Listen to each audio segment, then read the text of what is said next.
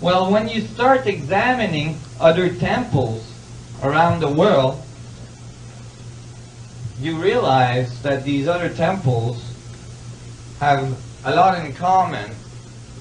That is, they're all very, very difficult to explain with vine ropes, copper tools, no pulley, and so on.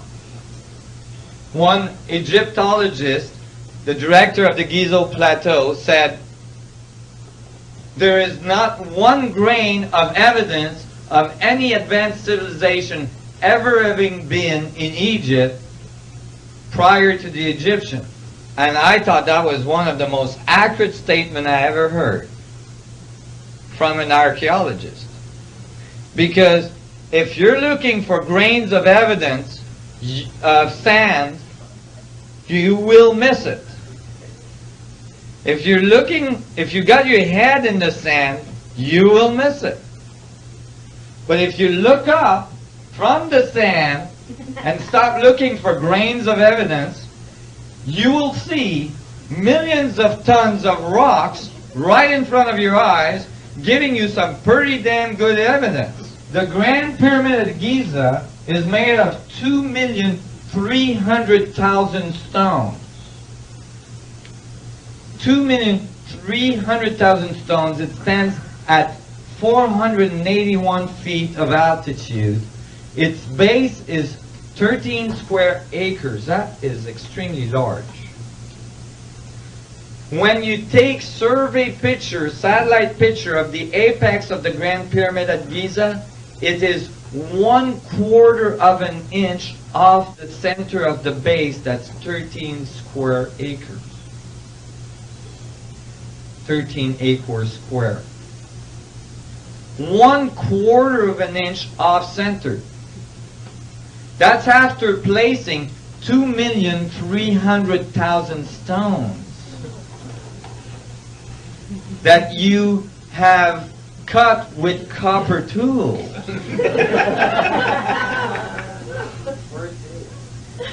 Yeah, you need some pretty good moonshine to do that one. Well, I guarantee you that is extremely difficult to reproduce. In fact, there is no way engineering companies on this planet could ever reproduce that.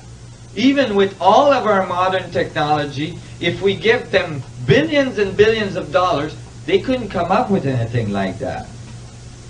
Because if you divide 1/4 of an inch error by 2,300,000 stones, the accuracy at which you're placing these stones is outrageous. And we can't do anything like that. Our most accurate buildings, like telescopes, are not that accurate. They're not even close to having that kind of accuracy. Go ahead. So you could say we've just barely come out of the Dark Ages. Basically, or we got into the Dark Ages. Because it seems that there was people that were doing a heck of a lot better than us. So when I was looking at this, I'm like, wait a minute. That doesn't happen that way. Why is it that we think, that this is taught as facts to children in schools every day? That the pyramids were built by people pulling on vine ropes? And you know why? Because in the 1800s, a bunch of English archaeologists showed up in Egypt, and that's the only thing they could come up with.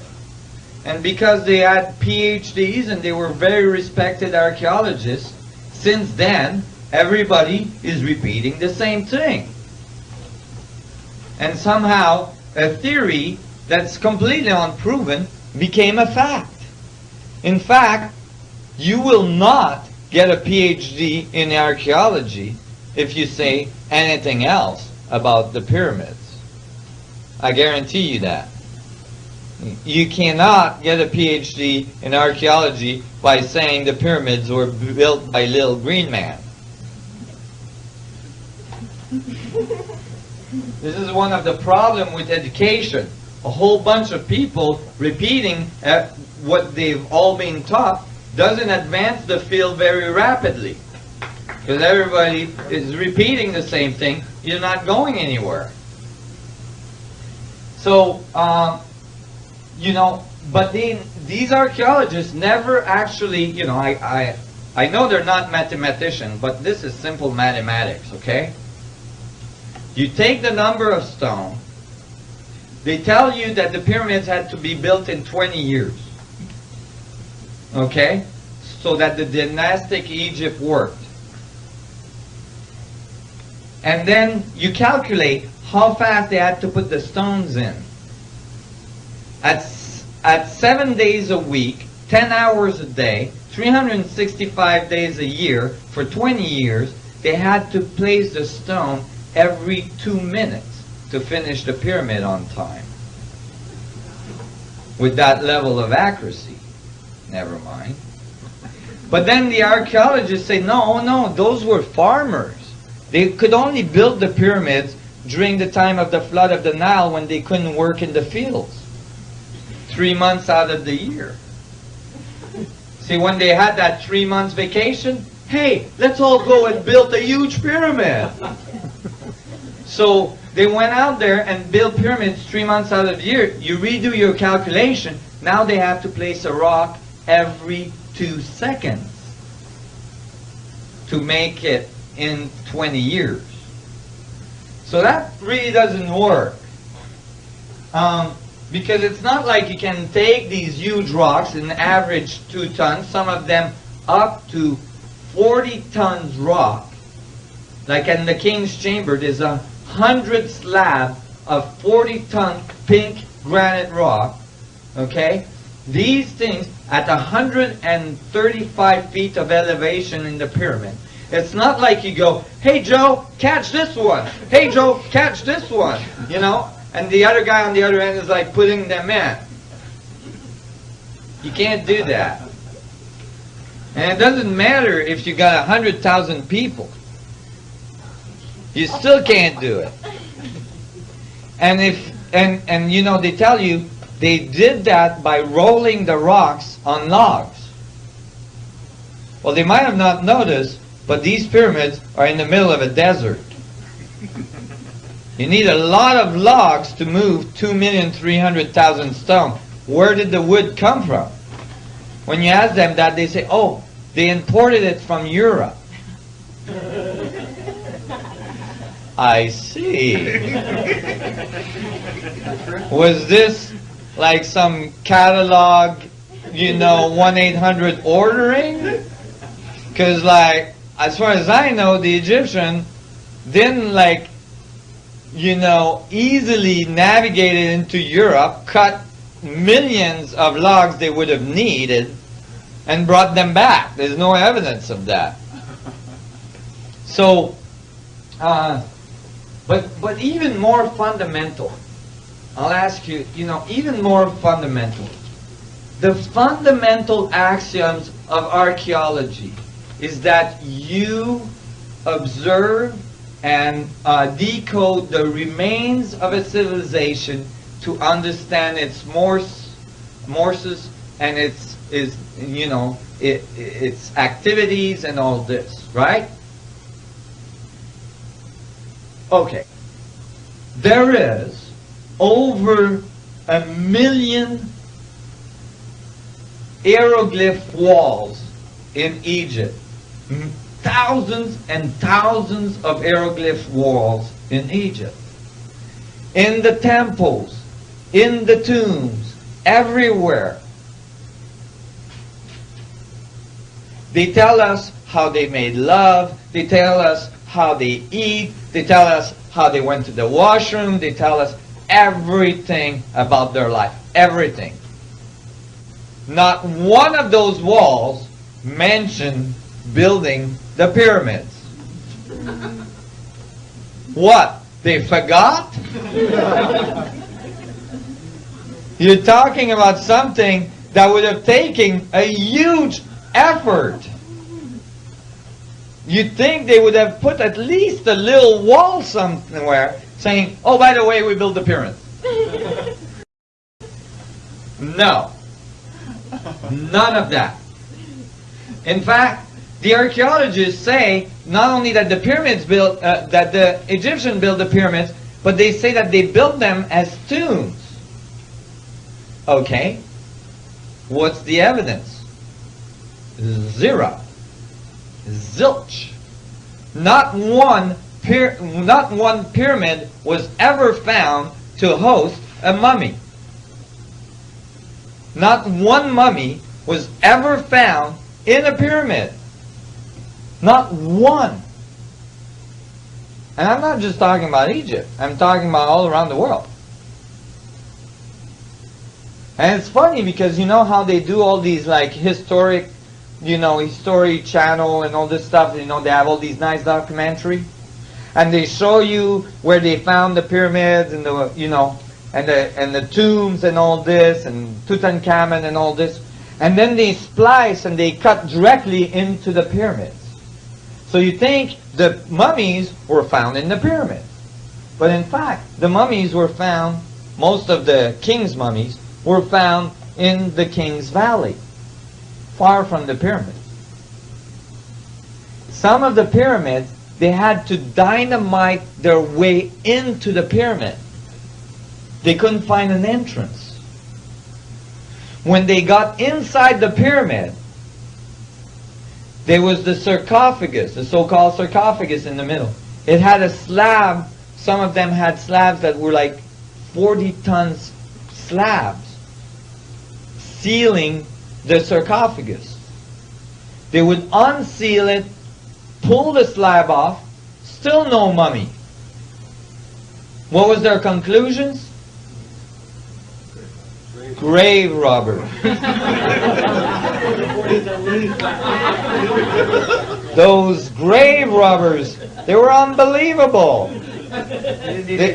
They just walked through the walls because they had to dynamite their way in. So those grave robbers got there before. They must have walked through the walls, got in there, picked up the 40-ton slab on top of the sarcophagus, pulled all the stuff out, including all the bones and everything else, which, wonder what they would do with, and then, closed it back up, resealed it, just to make sure they didn't disturb anything, and then walked back out with all of this stuff.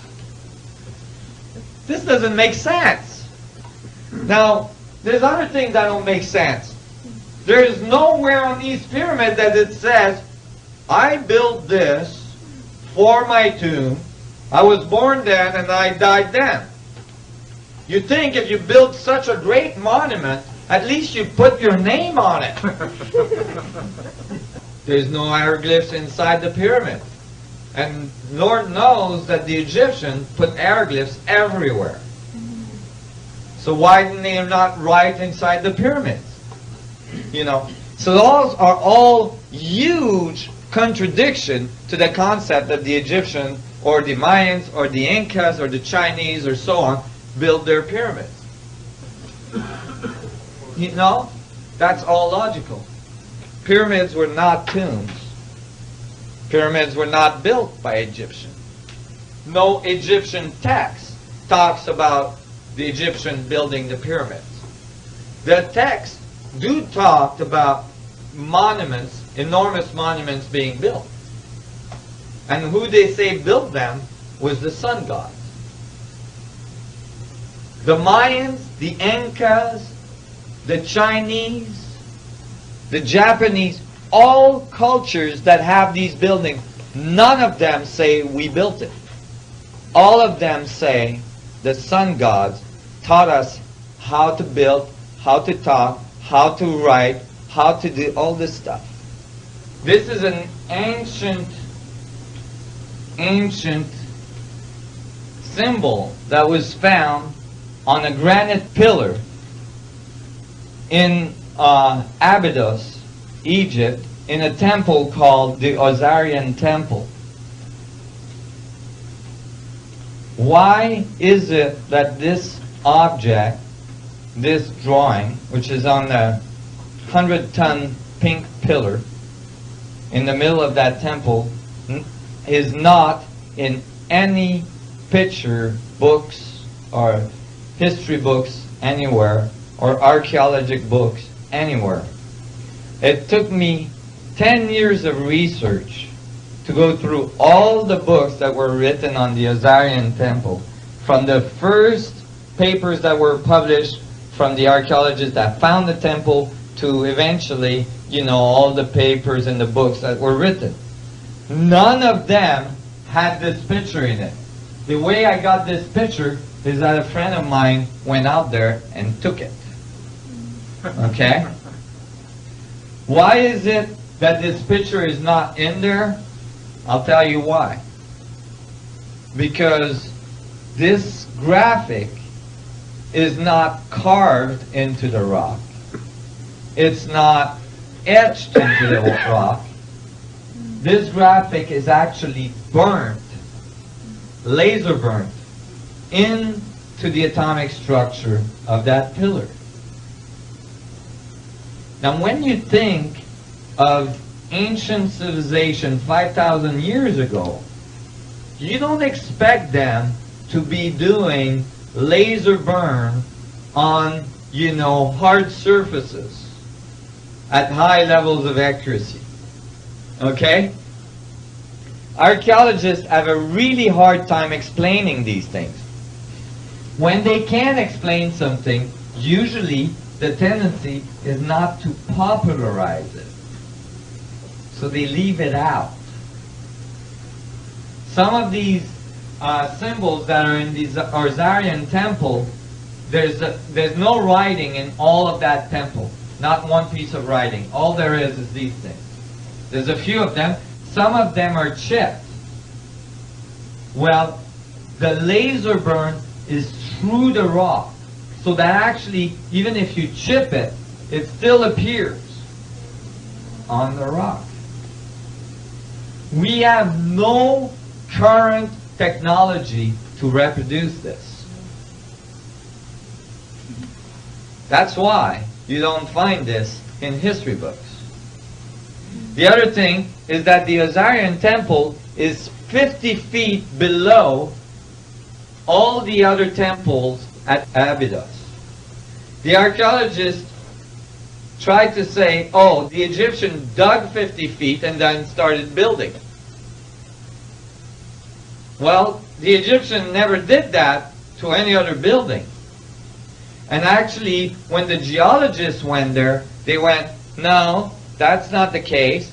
The building was there and sedimentation piled up beside it. Well, when they calculate how long it would take to get 50 feet of sedimentation, that temple is no longer 4,000 to 5,000 years old. That temple is 9,000 to 12,000 years old. Maybe 10,000 years old.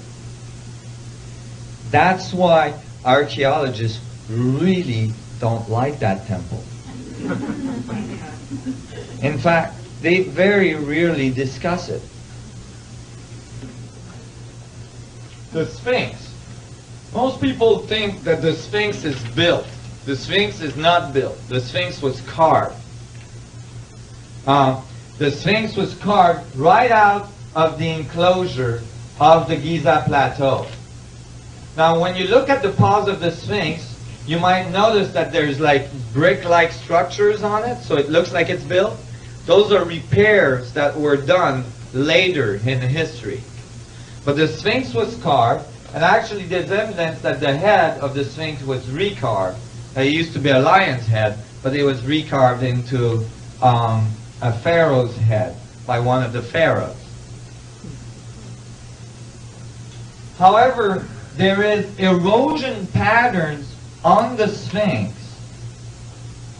that is a telltale sign that the Sphinx had to be carved when there was a lot of rain hitting it because of the erosion on it. We know when the last time this area had a lot of rain. That was approximately 10,000 years ago, which matches the Osirian temple at Abydos. These blocks here consist of the Sphinx temple. They're the blocks that were removed from the side of the Sphinx to carve the Sphinx out. Now, if you were removing blocks from the Sphinx enclosure to build a temple in front with the blocks, would you use 100-pound block, 500-pound block, maybe even 1,000-pound block? Even like 3 or 4 tons pound blocks. That would start becoming a problem with our current technology, especially in the sand, and especially if you got to stack them. Okay? But the ancient Egyptian or whoever 10,000 years ago built this didn't remove 100-pound block. They removed 200 tons block. And we know that they were removed from the enclosure because the stratification of the layers of rock matches where they were removed from, and you can actually tell which rock came from exactly where in the enclosure. 200 tons. See, this is a little person here. See what I mean? It's not trivial. You don't just grab a 200-ton block with your buddies and move it over there. The current we actually at this time lift about 200 ton with the largest land crane on earth. And we move it only from a truck bed into a boat. We can't roll with it. We can't go and like move it around the sand, and certainly we can't stack them on top of each other to make a temple. 10,000 years ago, somebody was moving 200-ton block with ease. I think this is fantastic. You know, because this is about our true history. This is about what happened on this planet prior to our current history, prior to our current thinking. Look at this statue. Ramses II. When they found this statue, it was laying like this, and it had fallen over in the desert. It's made out of pink granite. It's perfectly polished with copper tools. And this is a person beside it. The statue itself, when they found it, they said, "Oh, let's just move it over there because we're going to build the Ramses Museum." So the engineers came and they said, "Well, okay, but then we'll have to cut it in pieces because this thing is approximately 1,000-ton solid block of granite. 1,000 ton. That is 5 times more than what we can lift today with a land crane. So instead they built a museum around it. It was much easier. This is not the only 1,000-ton block that was found. The pillars on each side of the entrance of temples in Egypt, they are called obelisks. Many of them were in excess of 1,000 tons. And they all come out, all these large objects come out of a quarry that we know where it is. It's hundreds of miles up the Nile. And the quarry is on the other side of the Nile over a mountain range. Okay? When you ask archaeologists, how did this get there? They say, they cut a trench from the Nile across the mountain range into the quarry. And then they let the water in, and then they picked up the object, they stuck it on a barge, and they floated it down the Nile. But there's no evidence of that trench ever being cut. How do you lift up a 1,000-ton object and put it on a barge without sinking it? I mean, that is just not appropriate. It just doesn't happen. So when you look at this, you start to wonder, who were these sun gods? And were they able to go all around the world? Under the water in Japan, recently, pyramids were found. These pyramids are at 19.47 latitude. They're enormous pyramids. All the fishermen knew that they were there, but they didn't think it was important, so they didn't tell anybody. And here is another picture of these slabs. They're huge. They're huge blocks. What's really interesting about those is that, you see, you can't date a pyramid. You can't date a monument, because carbon dating only carbon dates. You need carbon. Rock doesn't have much carbon in it. Not enough to date it.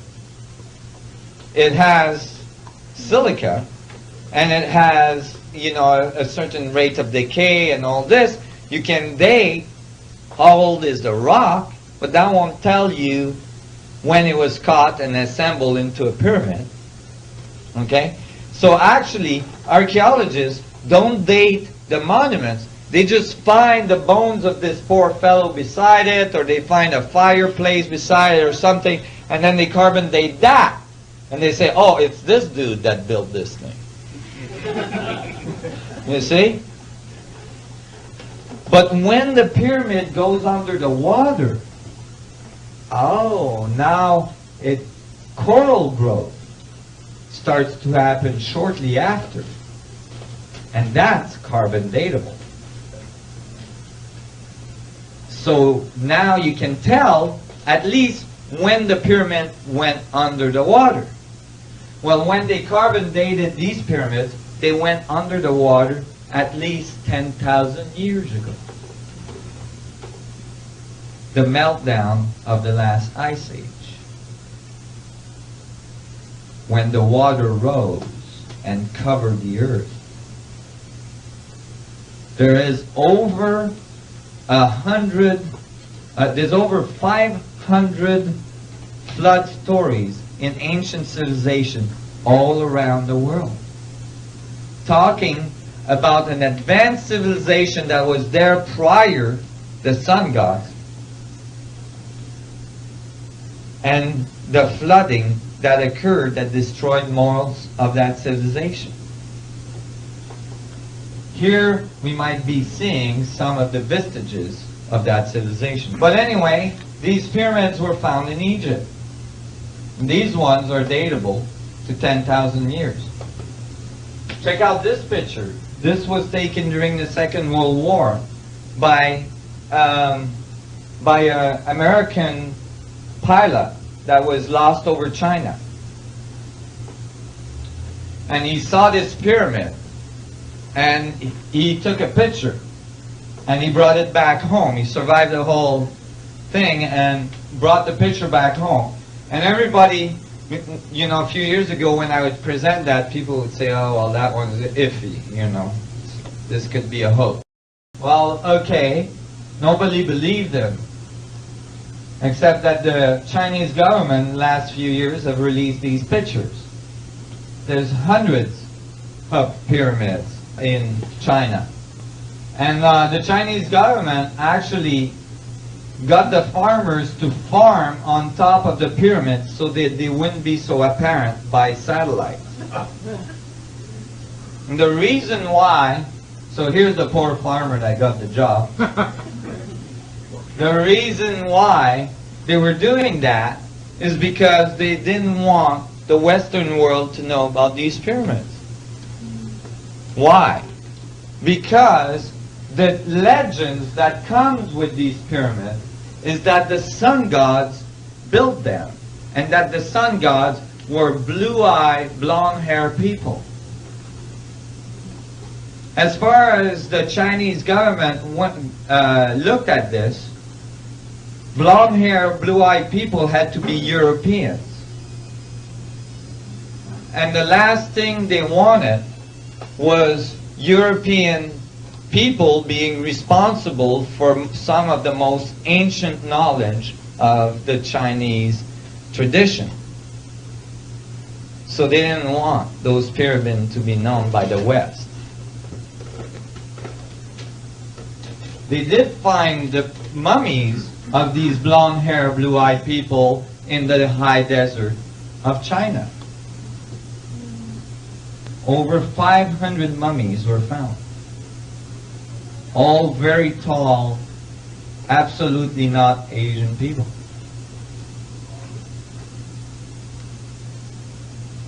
And then you go to the forbidden city of China. The city that holds all the knowledge of the universe. All the knowledge of the sun gods. And at the entrance of the city is the Sphinx, the lion, which in both Egypt and Chinese tradition are the guardian of the knowledge. They guard the knowledge under their paws. And when you look closely at the paw, what do you find?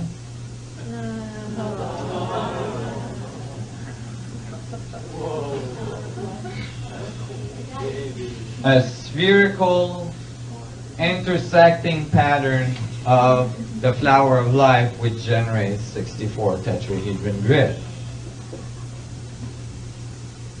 Guardian of the knowledge.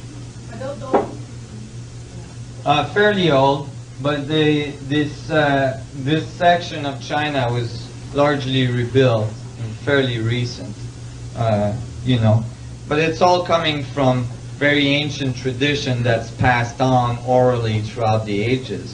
And that's why you find still the knowledge being present. Although the knowledge of the sun gods has been very, very confused and diluted throughout the ages.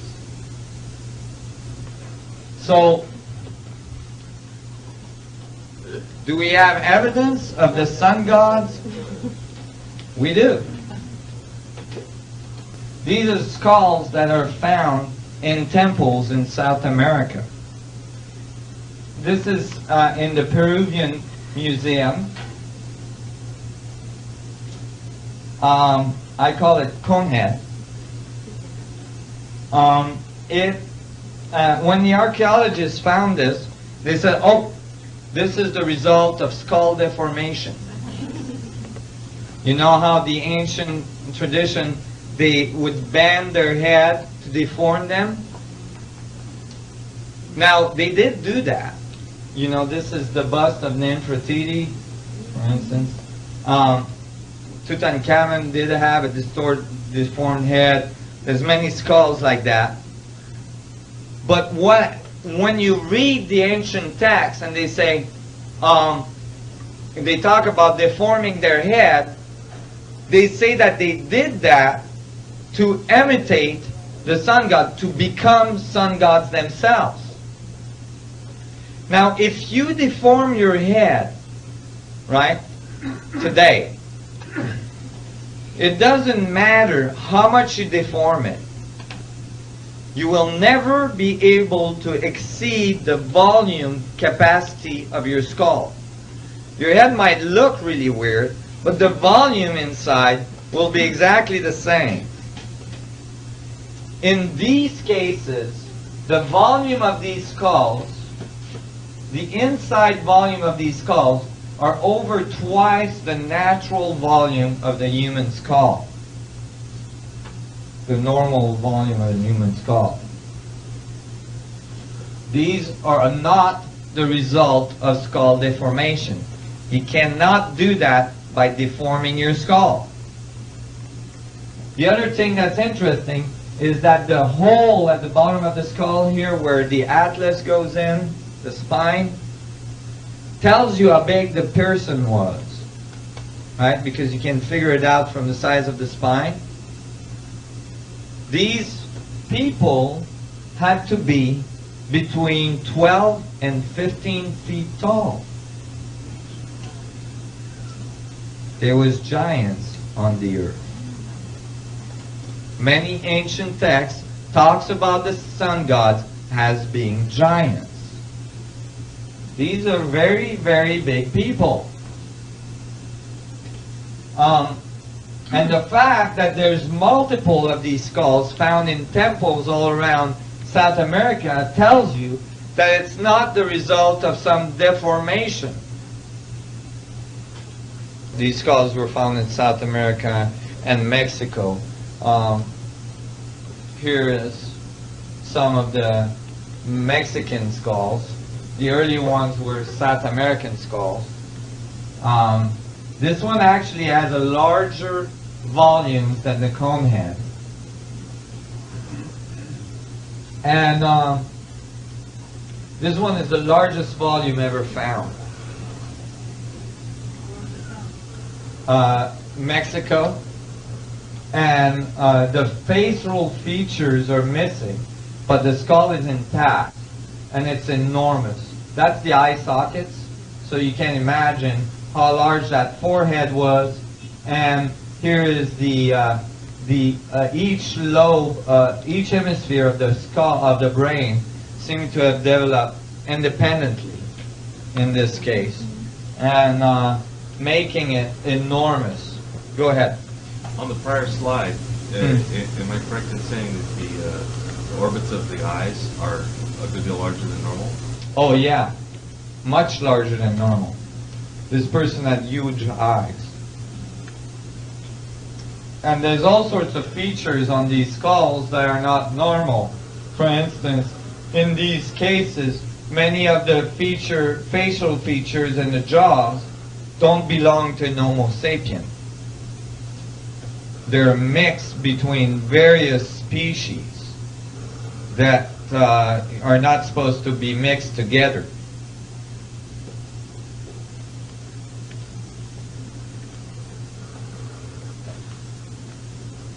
Here's Tutankhamun. Even Tutankhamun seemed to have a larger than expected skull. Here's his brother as well. Now, there's many instances in the Egyptian and the Mayan and the Inca scripts where they describe that the sun gods, including in the Bible, where they describe that the sun gods actually mixed and had children with women of the human species. And that generated a whole new species, which was half sun gods, half man. So here, these might be evidence of this altered species, of this mix. And you would expect that these people would become pharaohs, because they would have all sorts of capacity that the average man didn't.